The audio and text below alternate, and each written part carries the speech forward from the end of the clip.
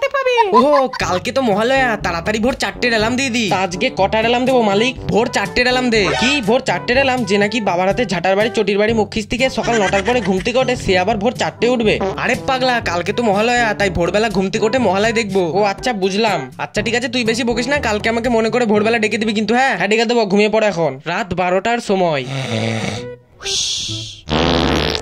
High high ভূমিকম্প হচ্ছে, বাঁচাও বাঁচাও, ভূমিকম্প ভূমিকম্প। আরে পাগলা, এটা ভূমিকম্প নয় রে, মনে হয় মালিক পাদলো। হ্যাঁ পুরো গরু পচার মতো গন্ধ রে। বাপরে বাপ মালিক, আমাকে বাঁচাও, আমি মরে যাবো গো। ভাগ শালা। একটু শালা আমার পুরো মুখে পাত ঢুকে গেল বাবা। আবে তুই বেঁচে আছিস? আমি তো ভাবলাম তুই হ্যাং করে গেছিস। ভোর 4টের সময়।